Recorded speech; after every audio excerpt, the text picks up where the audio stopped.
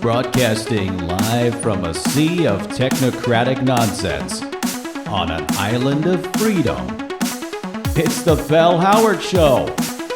And now, here's your host, Bell Howard. Bell Howard. Bell Howard.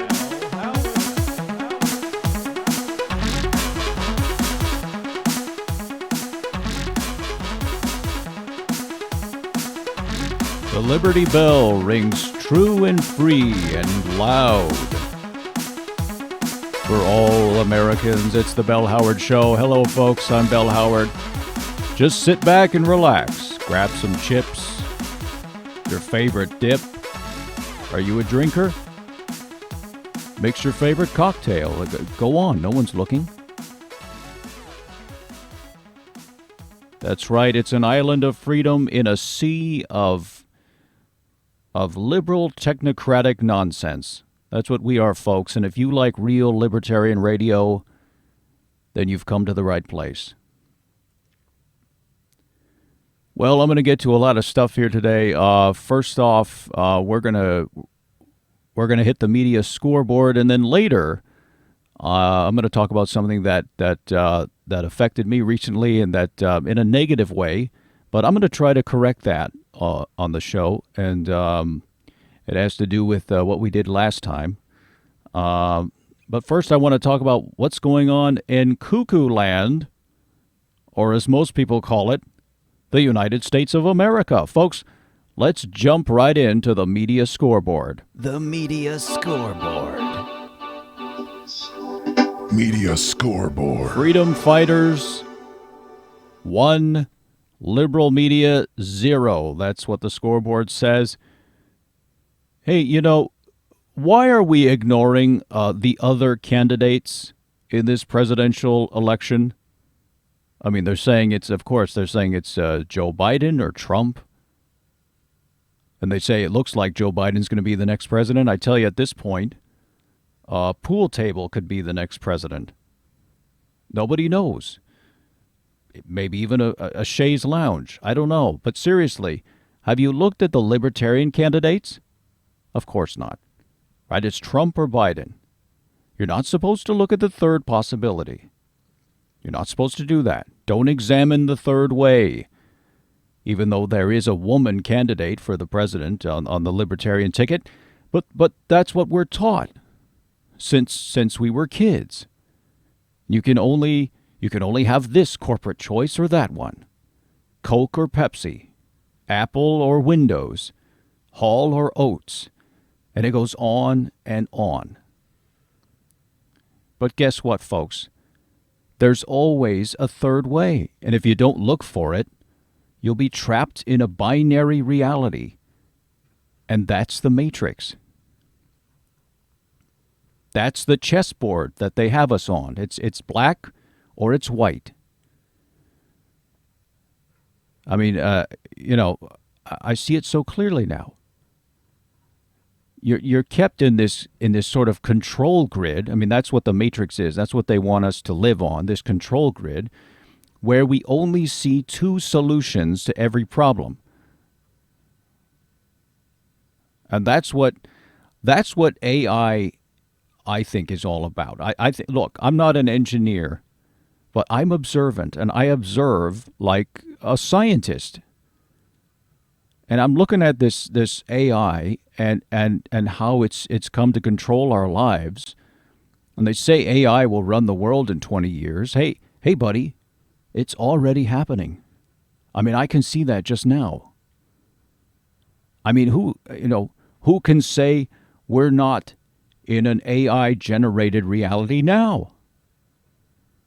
I mean, maybe we live in a large simulation concocted by a super intelligent AI. I mean, they all say that now. That's practically on the evening news every night. But will AI help us or hurt us? Some people say artificial intelligence will save us. I doubt that. I really doubt that, people. AI can give you what you want, but it's not always it's not always painting an accurate picture of reality. What I mean is, if you go online, it sort of reflects your idea of reality back to you. We've seen this with Twitter, with Facebook. What you think is true, and sort of the memes you follow, kind of just come back to you, are reflected back to you through the AI deciding to show you advertisements for things you might like based on your searches on other websites. So based on your choices, whatever you choose to look at online, it gives you more of. For example, here's an example from my life. I was on YouTube recently, and I wanted to show my nephew a Rick Astley video. You know the guy, never gonna give you up, never gonna let you down, classic stuff. Well, after that algorithm learned I liked Rick Astley, I got nothing but Rick Astley and Astley-related material in my queue. So I just kept clicking. I didn't want to anger the algorithm. It's just doing its job. But as I kept clicking and I kept watching, pretty soon, my YouTube choices skewed my view of reality. I began to think, wow, there must be a Rick Astley resurgence going on out there in America. It's what I perceive to be the case, but is it really happening? Was Rick Astley gearing up for a national tour before the corona thing hit? If he's coming back, then God bless, but it's Plato's cave here. The shadow on the wall of the cave is singing Never Gonna Give You Up, and behind me people are saying, hey, he gave you up a long time ago. Rick Astley is not coming back, Belle. And yet, there are all these great videos. He's still really active. He's making, he's doing cover songs. He's charity benefits. He's showing up at people's houses, door-to-door telegrams. Rick Astley is definitely out there. But is it really the resurgence and the Rick Astley renaissance that YouTube portrays it as, or the AI paints it as? Anyway, I hope the AI is right and Astley's making a comeback. Good for him.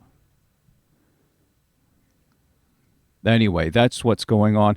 Hey, we're going to take a break in just a minute, folks. But before we do, I just got to clear the air. As I said before, I had something happen to me this week. And here's an example of how crazy things can get in our liberal technocratic hellscape. How small things can just snowball out of control. So on the last show, I took some calls, and some yahoo called me a Nazi. Well, obviously, I'm not a Nazi, but I got hurt by that. And if you're called a racist or a Nazi, it's game over. Everybody knows that. That's the binary reality. We're back to that thing. You're either a racist or you're not. It's a 0 or a 1. Even though they don't want to admit that everyone is a little racist. Come on. Just a little bit. Everyone, except maybe babies. Babies aren't racist. But maybe science will disprove that.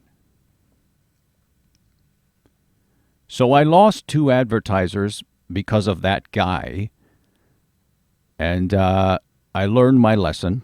Always screen calls or at least say you do, even if you don't. Anyway, we lost 2 sponsors to the show. Schultz's Schnitzels and Kraushammer's Apricot Kuchen. They jumped ship. I've been in this business a long time, and I should know better. But I know that if there's one thing that advertisers don't like, it's Nazism. I should have known better. I should have hung up the phone right when I heard the N-word. But I'm a hot-blooded Irishman, well, quarter Irish.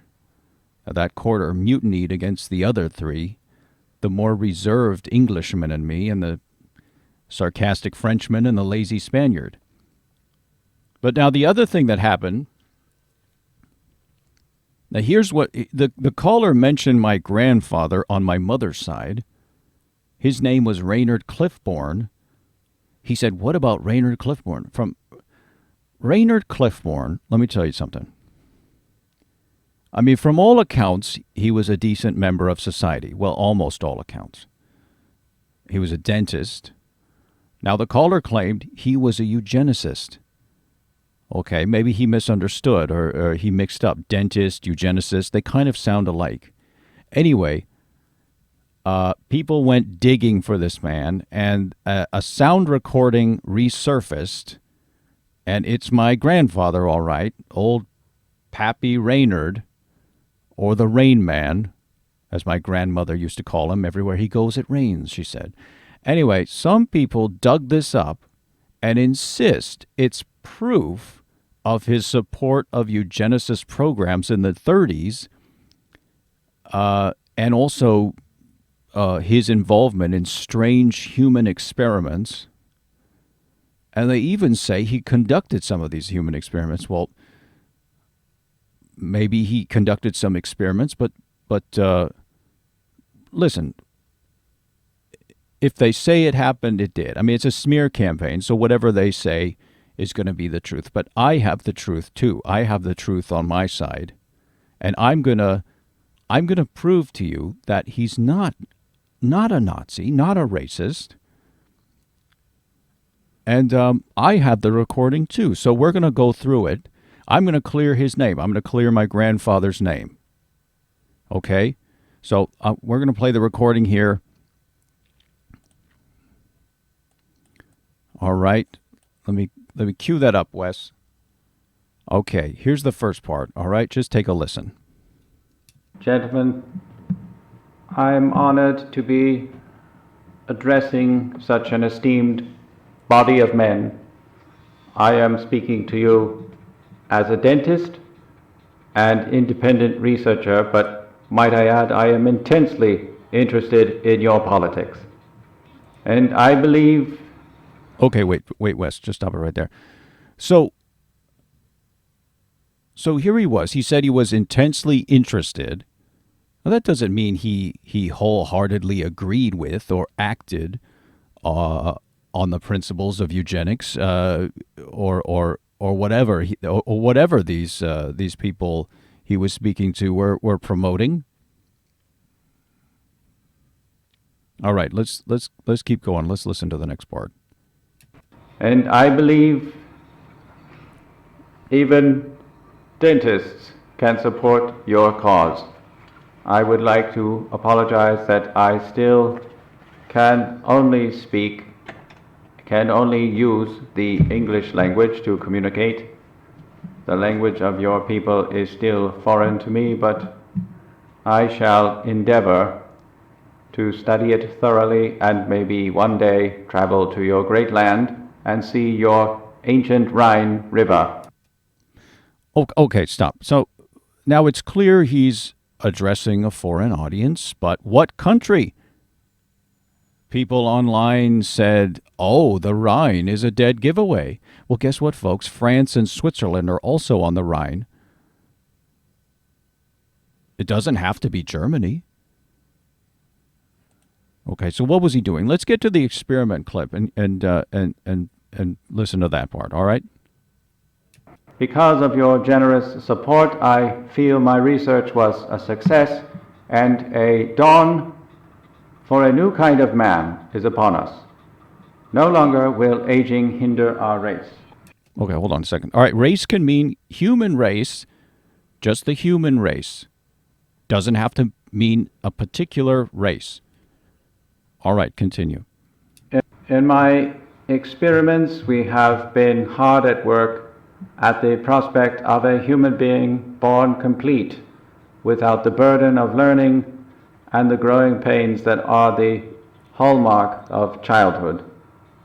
It was soon realized, and though I am not a religious man, it did seem to require the word miracle to describe adequately what I and my staff witnessed. Okay, so he's doing experiments, anti-aging experiments. I mean, that's it? I mean, everyone's into anti-aging. Don't pretend you aren't. You take supplements and climb into oxygen tanks. I mean, it's no different, right? I mean, that's pretty interesting. I'm interested in what this fellow has to say. All right, so let's see what happened. What kind of experiments he's doing. Here I will introduce the subject of our experiment. Gentlemen, meine Damen und Herren. Okay, hold on a second. Now, he said meine Damen und Herren. Okay, everybody said that back in those days. It just showed you were sophisticated. You had a little, knowledge of foreign languages, and you wanted to appear a little sophisticated. That's all. Okay, let's go back to it. I present to you the 40-year-old baby. Hello, baby. Well, what should I call you? I think my mother and I decided on Jean. Fine. That's a fine name. Now, Jean, I would like to demonstrate your basic knowledge for these gentlemen so they know that you indeed have the brain of a 40-year-old man. What does everyone have around their bodies? Oh, well, I suppose you're referring to their clothes. Yes, they are wearing clothes. Father, why am I not wearing any clothes? Because you are a baby, and babies don't generally wear clothes. I see. Now, what is 2 plus 4? All right, stop it right there. I mean, this is amazing. So he did an experiment, and it was a success. A man was born completely formed, a 40-year-old man, and there he is. He's like an infant. He's naked. He's on stage, and yet he has all this knowledge already, and he speaks perfect English. And English, by the way. I mean, if you wanted, if he was involved in these Nazi experiments, wouldn't they have a 40-year-old baby that could speak German? Because that would be the ideal, right? Okay, so nothing weird so far, right? And it appears the experiment was he's going to test him right now. Listen to this part. Plus 4. Wind it back, Wes, a minute. So he's going to test him on his math skills. Here he goes. What is 2 plus 4? 6. What is that noise? They are clapping their hands because you did something well. You impress them with your knowledge. Oh, that's so cute. I mean, the guy, picture this 40-year-old man, and he has all this knowledge in him so far, but that's the first time he's heard this applause for him, besides the time he came out, of course. But he's performing for them, and he hears this applause. He's like, what's that noise? That's great. Let's go back to the tape here. You impress them with your knowledge. All right. Are you a man or an animal? I am a man. We learned a very important lesson about man in the last global conflict, did we not? Yes. We learned that man can be cruel to man. Isn't that right? That is right. And how can man better his condition and help his fellow man? Well, man must show compassion for his fellow man, but he must also live in peace and harmony with different species of life, for instance, animals, Japanese people, and the Jews.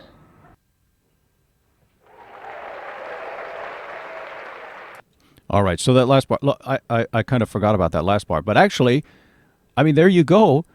My grandfather didn't say those things. It was the baby. It was the 40-year-old baby. He was the racist. So my grandfather just teaching empathy for his fellow man, but the baby somehow turned out to be the racist. So I think my grandfather not to blame for that. And by the way, it turns out the baby actually died just 2 years later at the age of 42 of pneumonia. So poetic justice. Apparently, in those days, babies didn't wear much clothing. Okay, folks, looks like we need to take a break. But when we come back, we will be talking to none other than Mikhael Petrovididididitch, the Croatian sensation. The Croatian Rick Astley, as Time magazine called him. No, that's not right. Excuse me. Montenegro Times called him. Anyway, we'll talk to him after the break, so sit tight, and we'll be right back.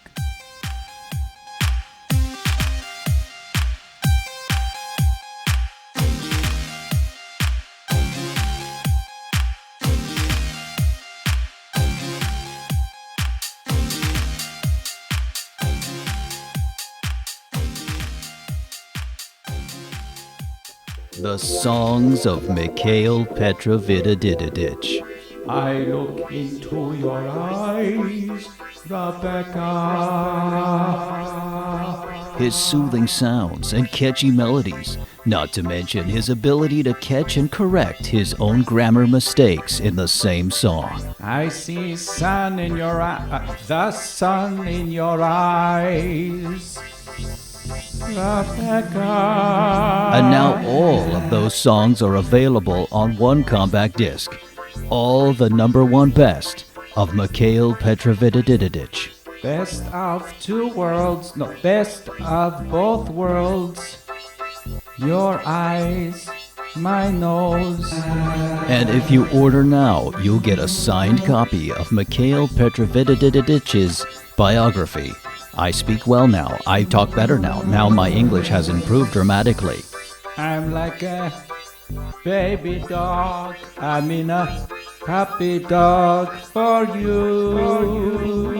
Montenegro Times magazine called him the grammatically challenged Frank Sinatra, while other publications like Forestry Today hails him as the Croatian Rick Astley, an inspiration to non-native English speakers everywhere.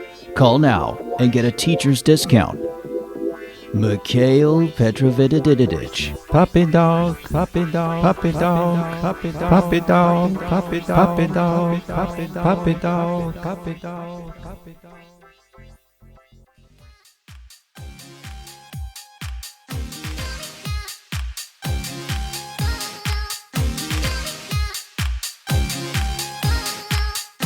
The Bell Howard Show. Welcome back, folks. Hey, my guest on the phone right now is one of the greats. From classics like Rebecca to his modern-day hits, Dead Sea Baby. He's a legend. And actually, I need to say before we start here, we have a little history together, so we might get into some stories. We were both on the show Barracuda, so you might hear us reminiscing about the good old days, so bear with us there. We will talk about his singing career, but without further ado, ladies and gentlemen, it's Mikhael Petrovididididitch. Mikhael, good to have you on the show. How are you, buddy? Mikhael? Oh, Mikhael's, what's going on with Mikhael here? Wes? Is he all right, folks, we're having a little trouble here. Just bear with us. He's calling from I guess he's calling from Croatia. But you know how connections are over there, and actually, the internet is run through cables through the bottom of the ocean. And so if you think about it, from Croatia Wes, did we get him? Wes, is he coming on here? If you think about it, it's from Croatia, from the Mediterranean Sea. You've got to run a pretty long cable to North America, to where I am. So as you can imagine, sometimes there's going to be some hiccups. That's just what happens sometimes. I think we got him back. Wes? Okay, here we are. Mikhael, are you there? Mikhael. Glad to be on the show. All right, Mikhael, good to hear you. Good to hear your voice. Mikhael, I don't know if you know this or remember this, but we did an episode. Actually, we did a few episodes of Barracuda. Remember the '80s cop show? Do you remember that? Doesn't ring a bell. Doesn't ring a bell. Nice wordplay. Nice wordplay there. What? I said nice wordplay. My name is Bell, and you said doesn't ring a bell. So, touche. What are you talking about? All right, playing dumb, like Columbo. I gotcha. Anyway, we did an episode together.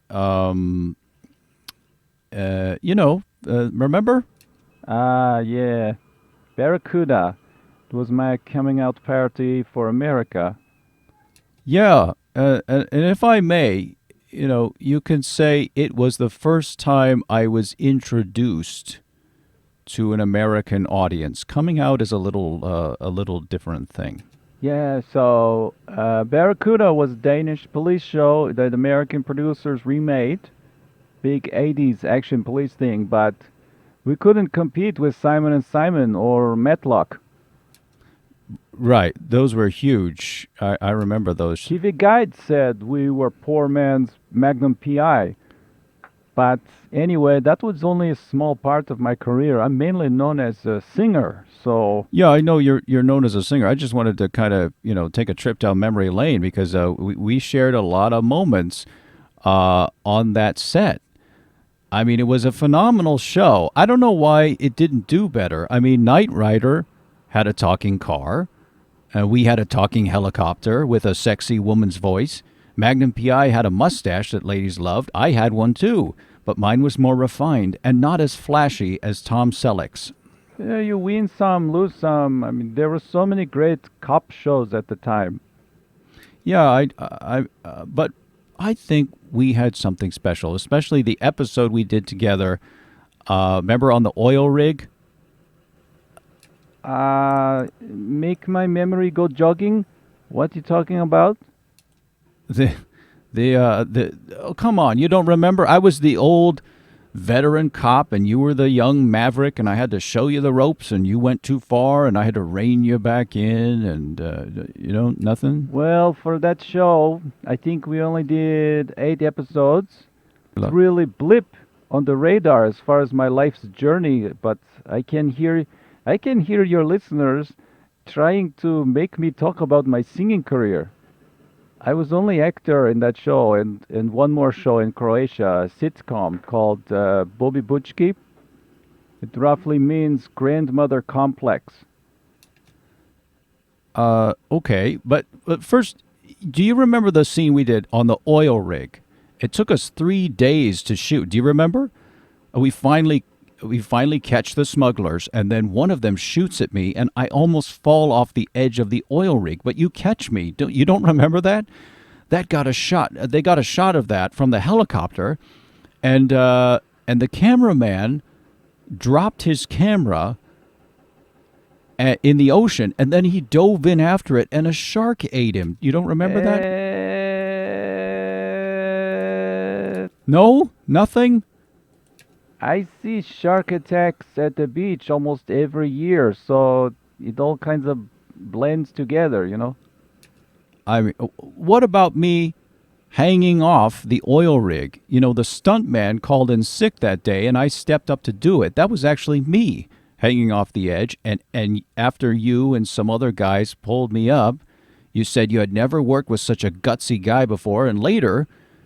we drank vodka shots, and you initiated me into a secret Croatian fraternity, and called me brother for the rest of the series. Yeah, I am in so many secret Croatian fraternities, it's hard to keep track. But anyway, after that show, I thought, well, that was fun, but I need to do something really good. So, something I will be proud of.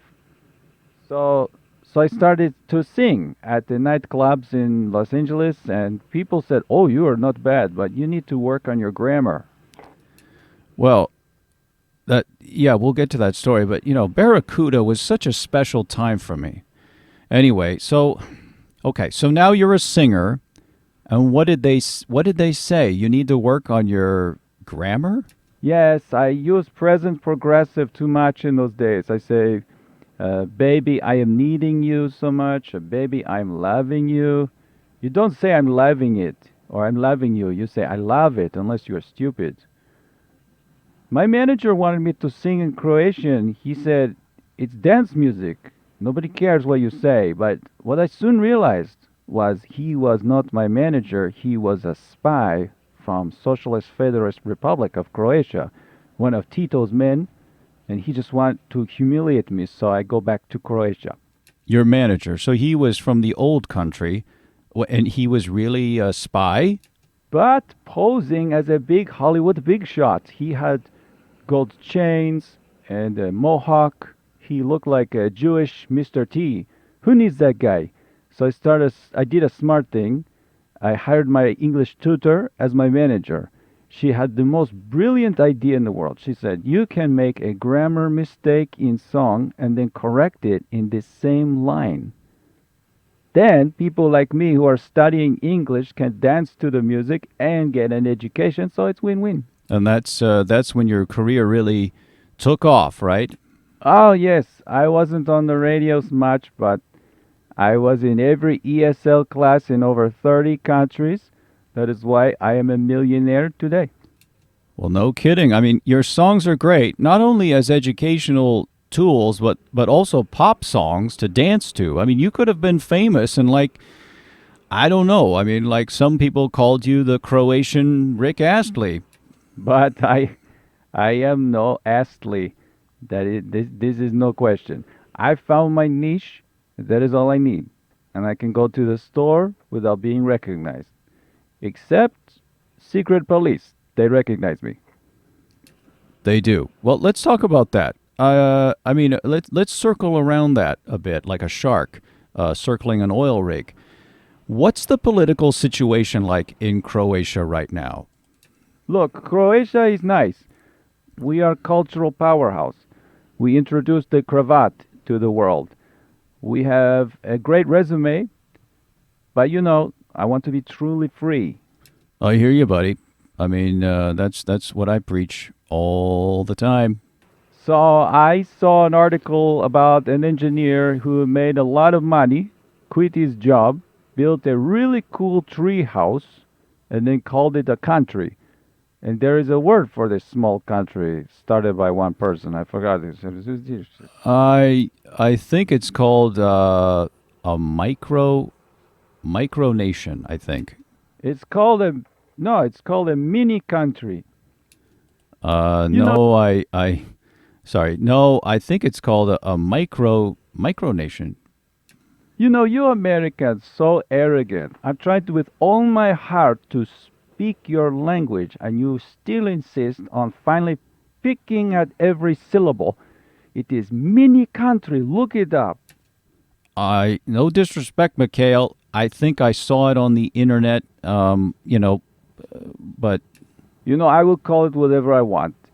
It is my micronation. well, you said it this time. Now I have one, and it is beautiful. I found it an abandoned bus terminal on the border where the tip of Croatia meets Montenegro. Really? So you have your own country now? You made it out of an abandoned bus station? What kind of government you got? It is principality. Oh wow, you went with the principality. Nice. And how about passports? You going to issue passports or mint your own currency? No, I just want to have a good stereo system. Right, music. Wow, Mikhael Petrovididididitch, thanks for stopping by. Look, let me have some kind of address. I actually have a box set of Barracuda. I'd like to send it to you. Maybe it'll jog your memory. No, I'm good. No. I want to do that. I mean, I can upload that. I can send it to you. I can send a physical copy. I can upload it to a private server, and give you the address there. No, I don't want it. I would like to forget that part of my life, to tell you the truth. Wow. Well, I don't know why. I mean, it was a special time. It was a special time for me. You know, maybe I'll just you know what? I'll just upload it to a video viewing site. I'll find a good one that lets you upload videos for free, and you can watch it there. No.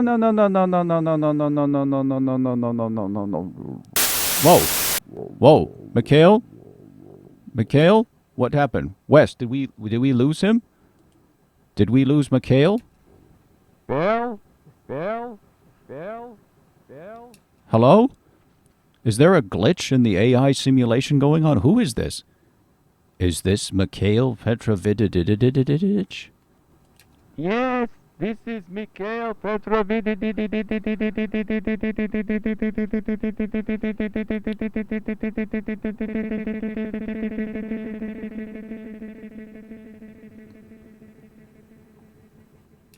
Wow. Well, folks, that's all the time we have for today. I think we'll end it right there. Mikhael, thanks for coming on wherever you are. I don't know, he slipped in and out of the simulation here. I don't know what's going on. Anyway, so I think, wow, you know what, though? He gave me a good idea. I think a micronation sounds pretty cool. I'll have to think about that. It's always been a dream of mine. Anyway, thanks for tuning in, folks. Stay safe, stay sane, stay free. I'm Bill Howard signing off. Bye now.